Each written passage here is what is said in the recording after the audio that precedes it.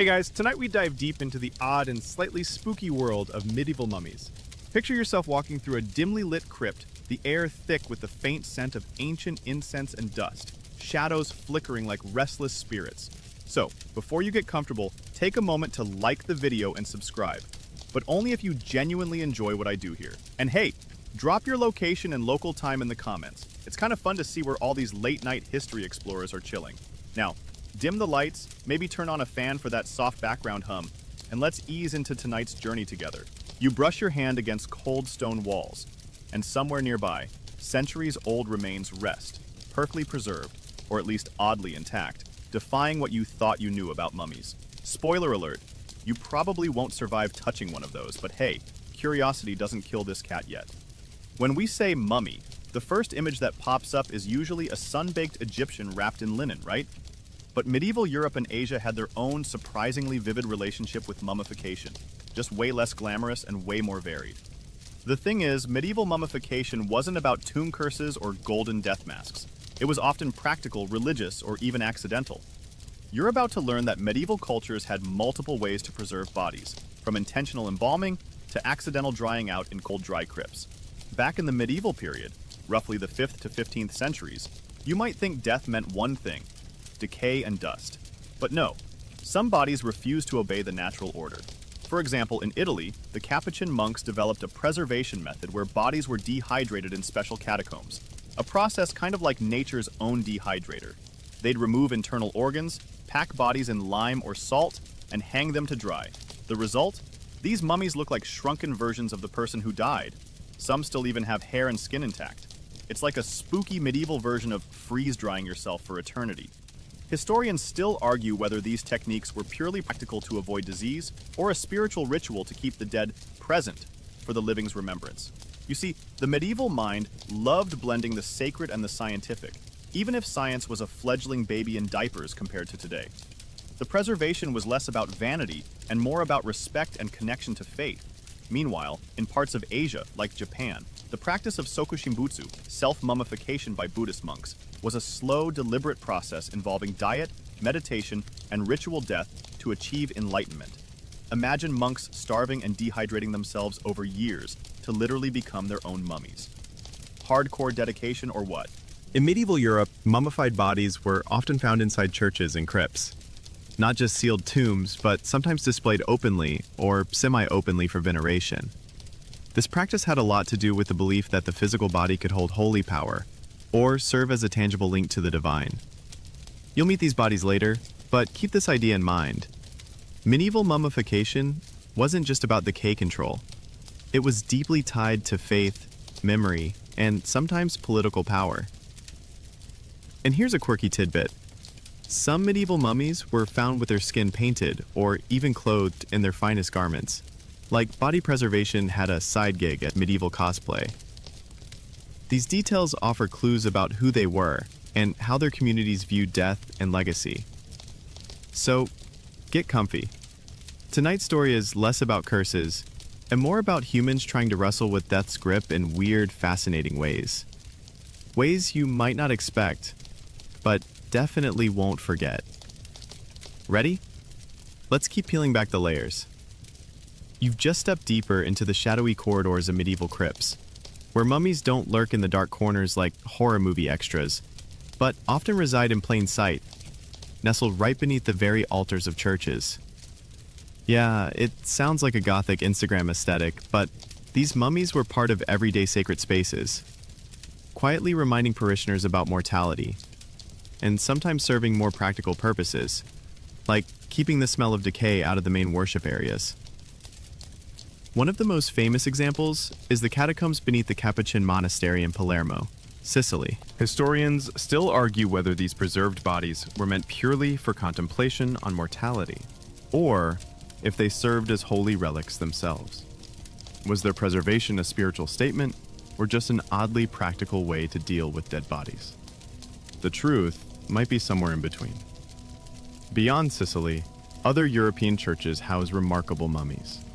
In Hallstatt, Austria, an old salt mine burial site produced dozens of naturally mummified bodies dating back to medieval times. The salty, cool conditions acted like a natural embalmer. drying out bodies and preserving them in eerie detail. These mummies weren't displayed for piety, but stored respectfully in crypts, sometimes even with intricate wooden coffins and personal belongings.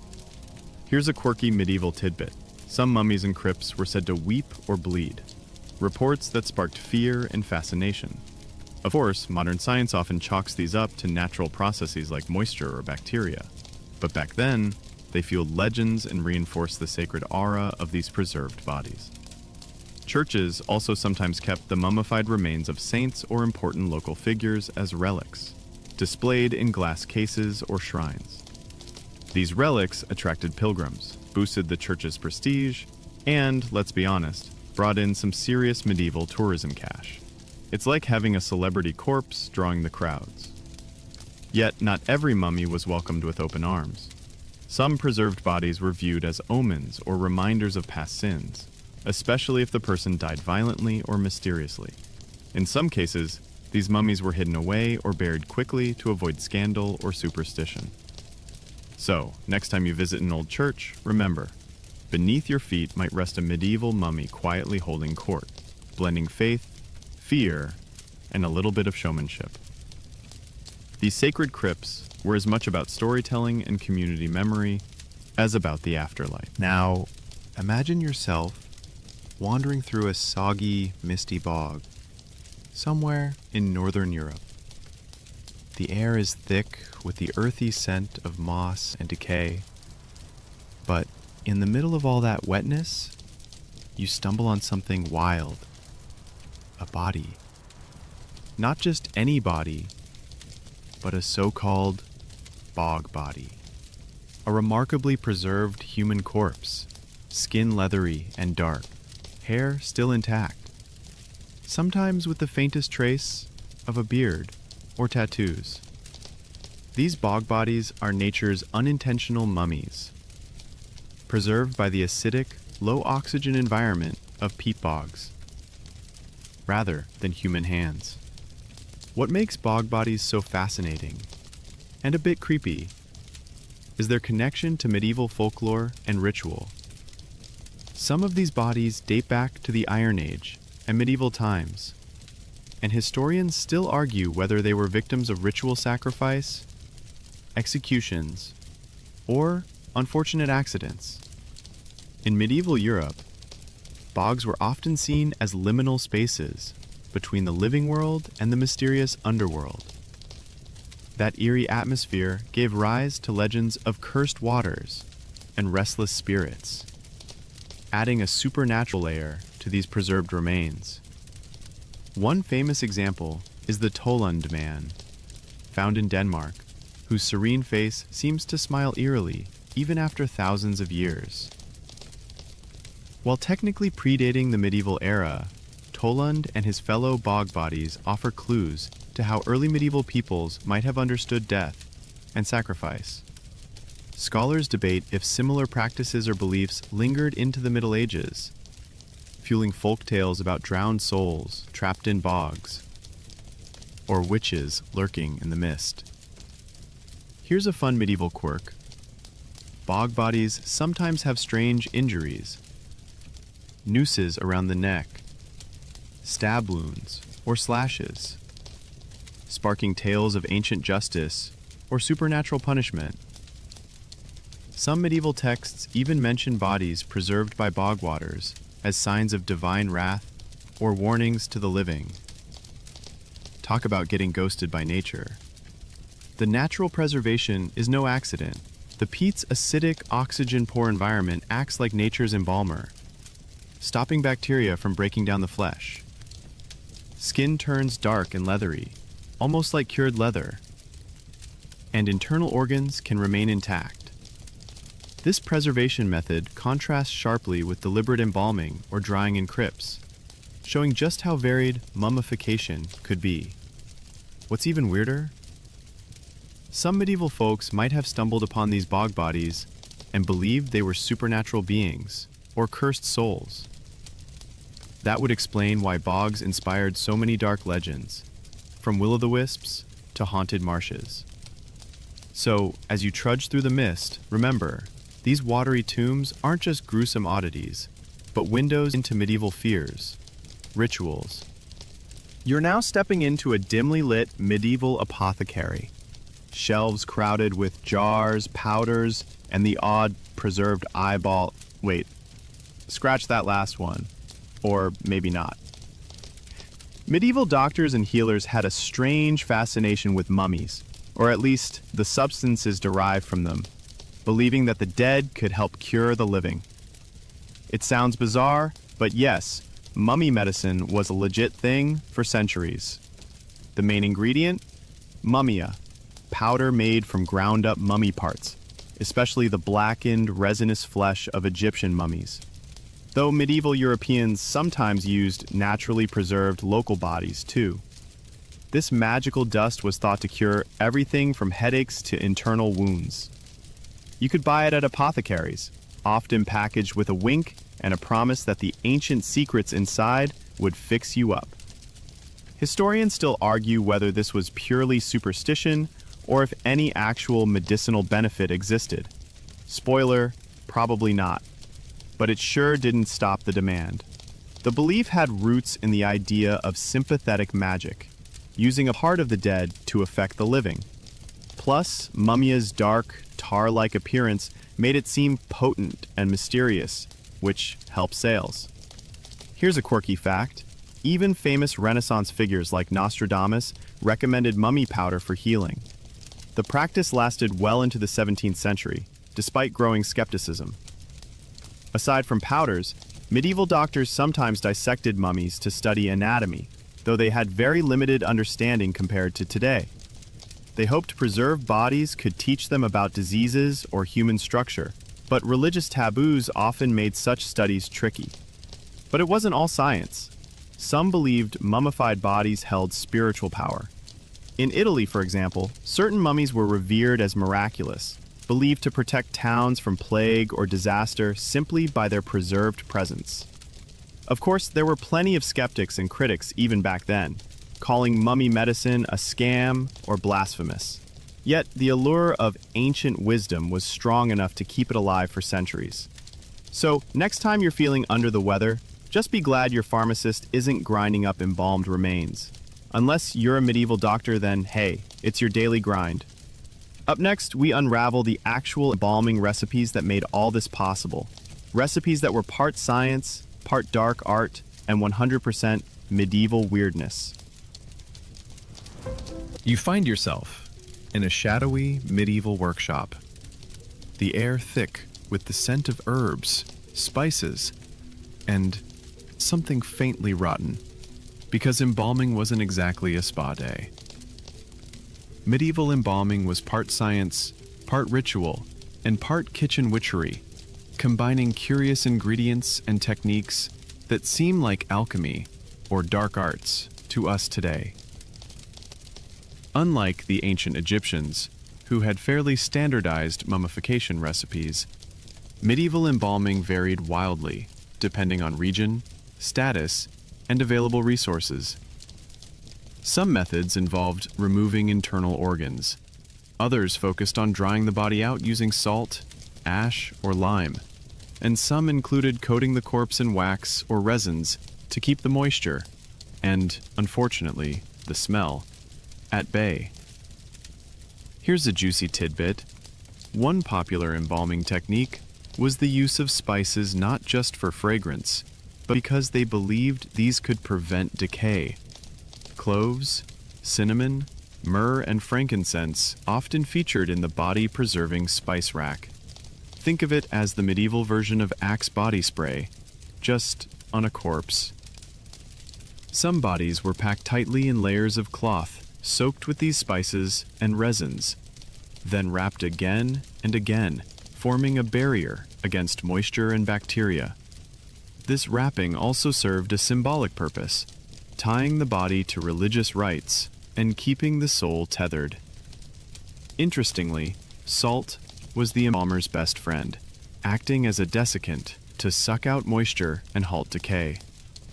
In fact, salt was so valuable for preservation that some salt mines, like the ones in Hallstatt we talked about earlier, played a key role in natural mummification, by creating super dry environments underground.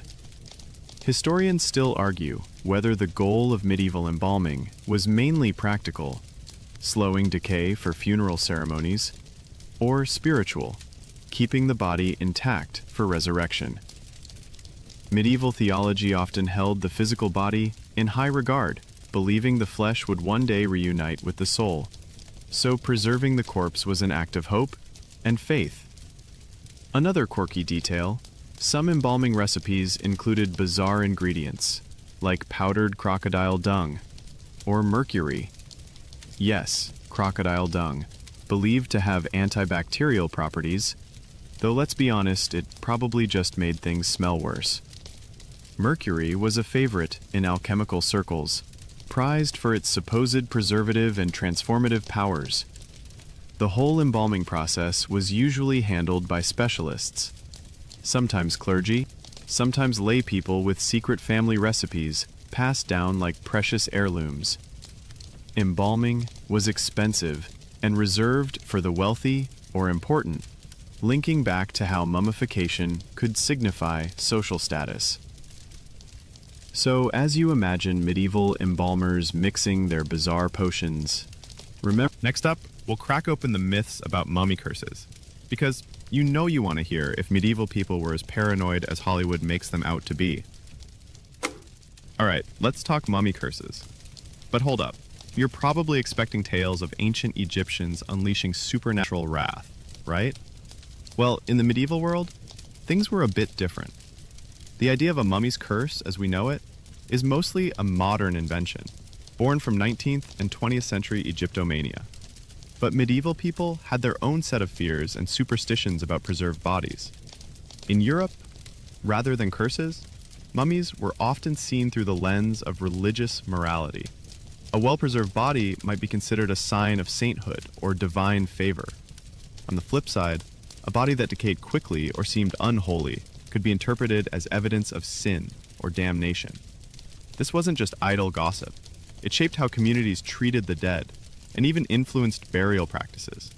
That said, some medieval texts do hint at fears surrounding disturbed graves or improperly handled remains. Imagine accidentally waking a restless soul or inviting pestilence by disrespecting a corpse. The line between spiritual punishment and physical disease was blurry, and mummies, being both dead and preserved, occupied a strange in-between. Historians still argue whether these fears were widespread or mostly localized superstitions. Unlike the Hollywood horror trope of curses triggering plagues or instant death, medieval concerns were more about spiritual unrest or social scandal than sudden supernatural doom. Here's a fun medieval quirk. In some regions, disturbing a corpse, especially a preserved one, could result in legal penalties. It's like a medieval don't mess with the dead policy, probably as much about social order as fear of curses. In fact, many medieval mummies were wrapped and hidden carefully to avoid attracting attention from grave robbers or curious locals. In a way, this secrecy helped fuel rumors and mystery around preserved bodies. So, while the mummy curse story was mostly a later exaggeration, medieval people definitely had their own unique blend of respect, fear, and superstition about mummies and preserved bodies. They were caught between faith, folklore, and a very human unease about death's finality. Next, we'll see how being mummified wasn't just a fate, but also a status symbol, because dying in style has always mattered. Medieval edition. Here's a medieval plot twist. Being mummified, or at least well preserved, wasn't just about death. It was a full-on social flex. The way your body was treated after death said a lot about who you were and what you meant to society. Spoiler, if you were a king, noble, or saint, your chances of ending up as a mummy, or something close, were way higher than Joe the peasant. Take, for example, the elaborate embalming and preservation of royal bodies. Kings and queens often underwent special treatments to keep their corpses intact, both for practical reasons, like long funeral processions, and symbolic ones. A well-preserved corpse was a powerful reminder of authority, lineage, and divine right. People literally kept the dead rulers on display to reinforce political power. Imagine going to court and seeing your late king's embalmed hand waving like a ghostly puppet. Creepy, but effective. Even wealthy merchants and clergy sometimes paid for embalming or special burial conditions to showcase their status. The preserved body was a kind of legacy, a physical marker that you mattered enough to be remembered, not just in stories, but in flesh and bone, or what was left of it. Historians still argue whether this was mainly about vanity or sincere belief in resurrection and afterlife. Probably a cocktail of both. In some cases, preservation helped ensure a body would be recognizable on Judgment Day, an important detail in Christian theology. A quirky example, in medieval Italy, some mummies were even adorned with jewels, precious fabrics, or silver masks. Talk about bling for the dead.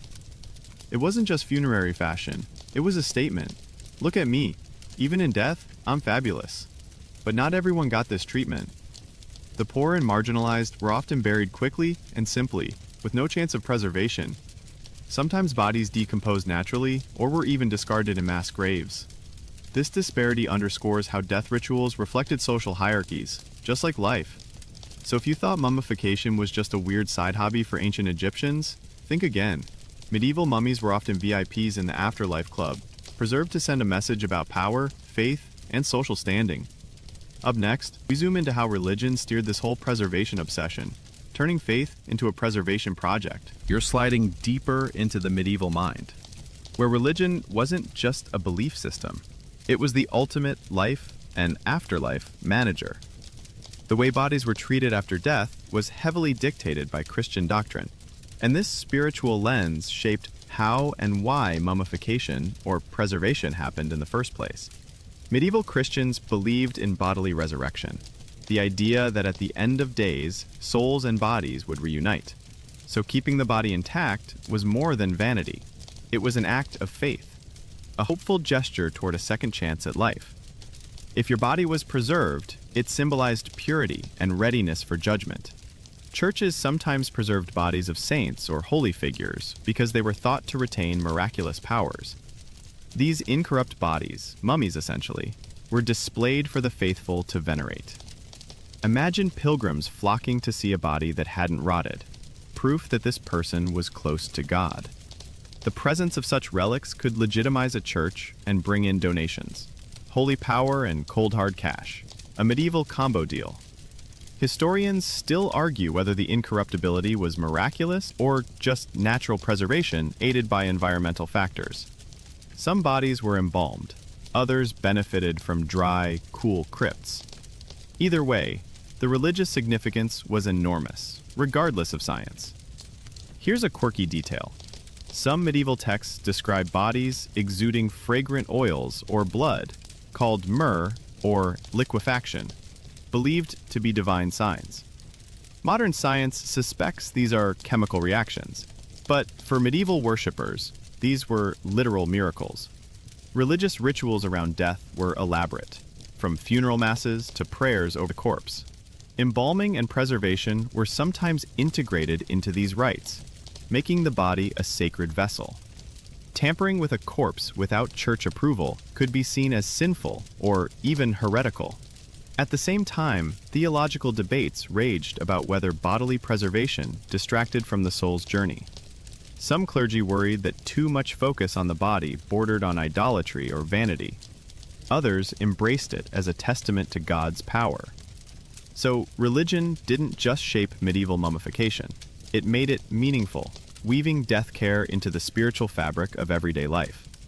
Next, we'll see how these preserved bodies weren't just holy relics, but also political chess pieces in medieval power plays. You're now entering the tangled web where death, power, and politics collide, with mummies playing unexpected starring roles. In the medieval world, preserving a body wasn't just about respect or faith. It was also a strategic move in the ruthless game of authority and legacy. Take monarchs and nobles who made sure their embalmed bodies were displayed in grand funerary monuments or crypts. These preserved remains served as tangible reminders of their reign and legitimacy. Even decades after death, a mummified king's presence could reinforce loyalty or intimidate rivals. It was like medieval brand marketing, but with dead bodies. One striking example is Richard III of England. whose skeleton was discovered under a parking lot in 2012. But during his time, efforts were made to honor and preserve his remains for political symbolism. His body's reburial ceremonies were carefully orchestrated to project power and continuity. Showing off a well-kept corpse sent a message: the dynasty endures. Historians still argue whether these displays were primarily about power projection or genuine mourning. Probably a bit of both. Grief is messy, but politics is messy too. Sometimes, rival factions even manipulated preserved bodies.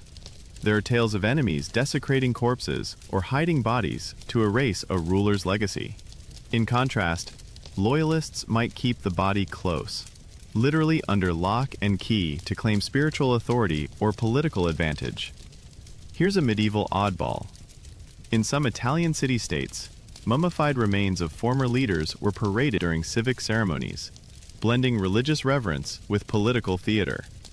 It was the medieval version of a legacy tour, only a bit more macabre. Mummies also featured in legal disputes. Some noble families used ancestral remains to stake claims on property or titles, arguing blood and bone carried rights beyond death. Talk about keeping your enemies close, even if they're dead.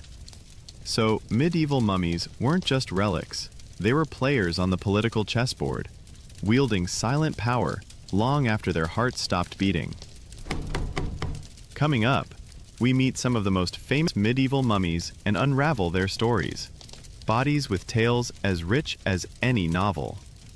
All right, now let's meet some medieval mummies who aren't just dusty legends, but real folks with stories that make Game of Thrones look like a soap opera. First up, there's St. Cuthbert of Lindisfarne.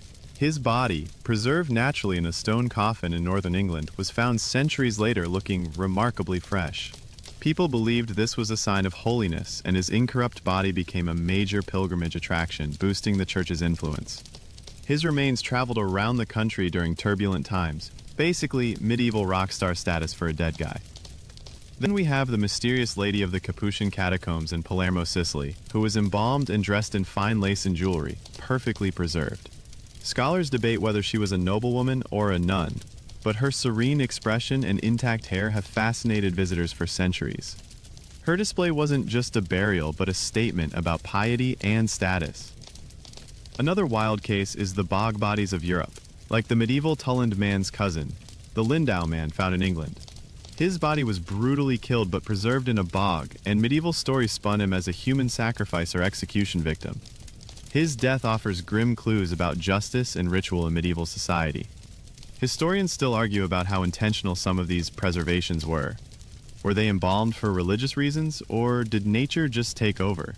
The line blurs with each new find. Here's a quirky twist. Some mummies were discovered wearing full suits of armor or holding weapons, frozen mid-ceremony. It's like they prepared for the ultimate battle afterlife. Knights who couldn't quite hang up their swords. These preserved bodies give us a peek into the medieval world's complex relationship with death, status, and spirituality. They weren't just dead. They were stories waiting to be told. Next, we'll explore how these mummies inspired medieval art and literature, turning bones into legend. Now that you've met some of the medieval mummies in real life, let's peek into how these preserved bodies seeped into the culture, into art, literature, and those spooky stories whispered around flickering fires. Medieval artists loved to remind everyone of death's power, and mummies were perfect symbols. They showed up in paintings and sculptures as macabre reminders called memento mori, Latin for remember you must die. Skeletons and preserved corpses were depicted holding hourglasses or sais, teaching people humility and piety. It was like medieval Instagram, dark, dramatic, and heavy on the symbolism. One of the most iconic artistic themes was the Dance of Death, or Dance Macabre, where skeletons lead people of all ranks, from kings to peasants, in a dance toward the grave. Though not literally featuring mummies, these images captured the same vibe of mortality's unavoidable grip, reflecting how preserved bodies and death rituals informed medieval attitudes. In literature, preserved bodies or deathly apparitions appeared in morality tales and sermons. Ghost stories sometimes featured incorrupt saints or cursed corpses rising from the grave. Think of early zombie myths, but with a religious twist. These tales served as warnings to live righteously, or else risk eternal unrest. Interestingly, some medieval texts describe visions of animated mummies guarding sacred places or cursed tombs, blurring lines between fact and folklore. Historians still argue how widespread such beliefs were, but these stories undeniably colored the way people viewed preserved bodies. A quirky tidbit: illuminated manuscripts sometimes included grotesque images of decomposing bodies alongside prayers, reminding monks of death's certainty during long hours of meditation. It's like medieval mindfulness, but with more skulls. The visual and literary presence of mummies and preserved corpses wasn't just morbid fascination. It reinforced social order and religious values by keeping mortality front and center. So, next time you see a spooky skeleton meme, remember, medieval culture was already there, using death's imagery to educate, scare, and inspire. Coming up, we'll dive into what modern science has uncovered by studying these medieval mummies, because bones don't lie, even centuries later. All right, you've seen the art and heard the legends. But now it's time to let science do the talking. Modern science, that is. Thanks to advances in technology like CT scans, DNA analysis, and isotope testing, medieval mummies have been cracked open without ever unwrapping a single bandage, revealing secrets about health, diet, and disease that scribes and scholars of the time could only dream of. For instance, by studying medieval mummies, scientists have uncovered evidence of malnutrition, dental decay, and even diseases like tuberculosis and syphilis. These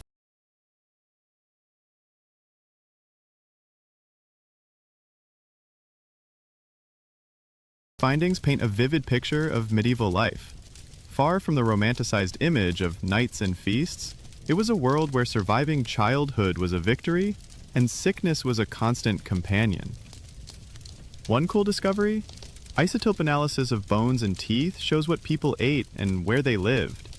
Some mummies reveal diets rich in grains and legumes, with occasional meat, while others reflect regional differences or trade influences. You can almost taste the medieval stew just by looking at their bones. Historians still argue about how representative these mummies are of broader medieval populations. After all, most preserved bodies come from elites or special circumstances, so they might not tell the whole story. Here's a quirky fact. Some mummies showed evidence of intentional dental work, like drilled teeth or extractions, suggesting medieval dentistry was more advanced and painful than you'd expect. No anesthesia back then, just a lot of grit. Scientific analysis also helps unravel mysterious deaths. Some medieval mummies bear injuries that hint at violence, accidents, or even ritual killings, offering a grim glimpse into social unrest or cultural practices. And the preservation methods themselves are under the microscope. Testing residues on bodies reveals the use of resins, oils, and salts, confirming some of those medieval embalming recipes we talked about earlier. It's like the mummies are whispering across centuries, telling us their stories without words. They're not just bones in a box, they're historical data, frozen in time. Next, we'll explore a heated debate. Were some medieval mummies deliberately preserved, or just lucky accidents of nature? Spoiler, the answer isn't always clear. All right, buckle up, because now we're diving into one of the juiciest debates among historians and scientists: intentional versus natural mummification in the medieval world. Was that well-preserved corpse carefully embalmed with secret recipes, or did it just get lucky by chilling in the right crypt conditions? Spoiler alert, it's often a messy mix of both, and scholars still bicker over the details. Intentional mummification involved deliberate human actions, removing organs, applying preservatives, wrapping in treated cloth designed to keep the body intact. This practice was expensive and usually reserved for elites or religious figures. The Capuchin monks' catacombs in Sicily, where bodies were intentionally dried and preserved, are prime examples.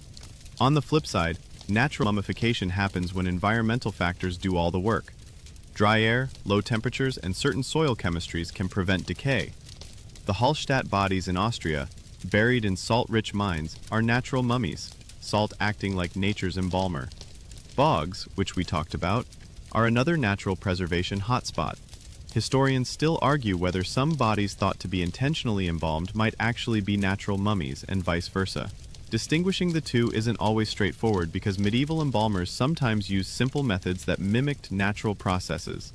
A quirky point, in some cases, bodies were partially embalmed then left to dry naturally, creating hybrid preservation. Think of it as medieval DIY embalming kits, combined with Mother Nature's help. The debate gets even more tangled with incorruptibles, bodies found in a state of preservation without clear signs of embalming, often saints' remains. Were these miracles, or just lucky tomb environments? Skeptics argue the latter, but believers hold firm. Understanding whether preservation was intentional or accidental helps historians interpret social, religious, and cultural practices around death. It also shows how medieval people interacted with death's mystery, sometimes trying to control it, sometimes accepting its quirks. So this isn't just about dead bodies, it's about medieval humans wrestling with mortality, using science, faith, and a dash of hope. Next, we'll see when mummification plans went sideways, because preservation doesn't always play nice. Alright, now let's get into those moments when medieval mummification didn't exactly go as planned, or when nature had its own twisted ideas. Not every preserved body was a neat, saintly spectacle. Sometimes mummification failed spectacularly or took unexpected turns. For starters, embalming is tricky business. If the climate's too humid, or the spices were off, or the wrapping too tight, the body might decay anyway, sometimes producing a horror show rather than a holy relic.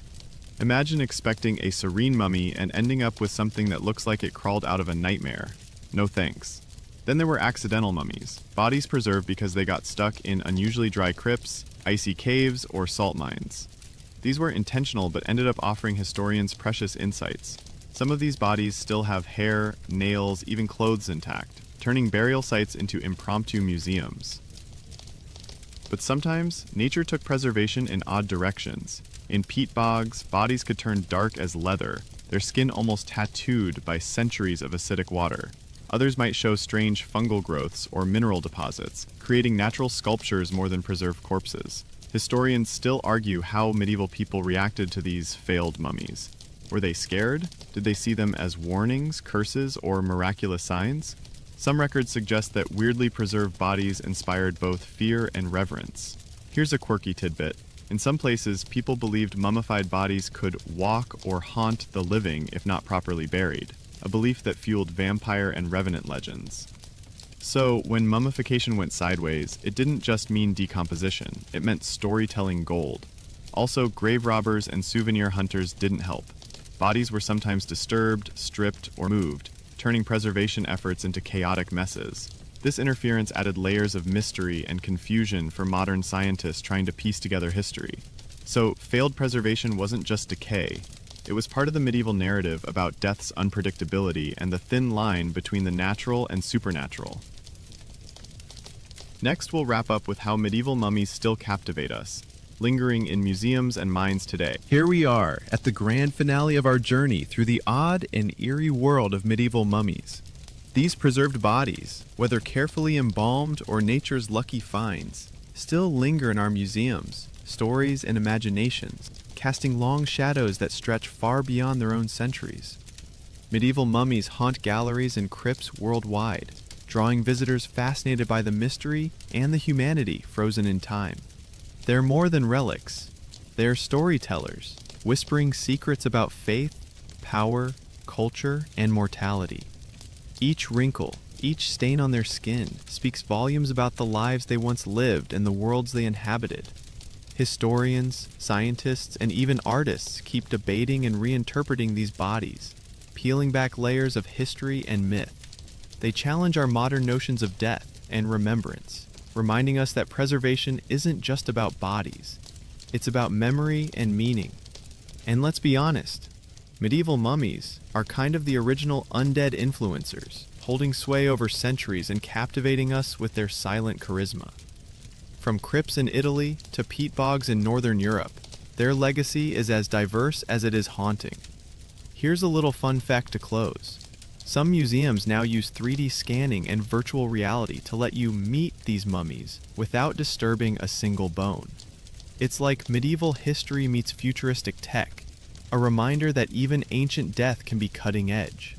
So, as you lay your head down tonight, remember the medieval mummies, silent witnesses to a world obsessed with life after death, power after the grave, and stories that refuse to die. Now, dim the lights. Maybe turn on a fan for that soft background hum, and let's ease into tonight's journey together. The shadows grow long, and the whispers of the past gently fade as you drift toward rest. The cold stone walls and silent crypts soften into the quiet hum of your room. The mysteries of medieval mummies settle into gentle dreams, no longer eerie but simply echoes of human lives, complex, fragile, and timeless. Let your breath slow, your mind wander softly through ancient halls where faith met death, and stories linger like a comforting presence. Sleep now, cradled by history's embrace, knowing that every ending is also a beginning. Sweet dreams.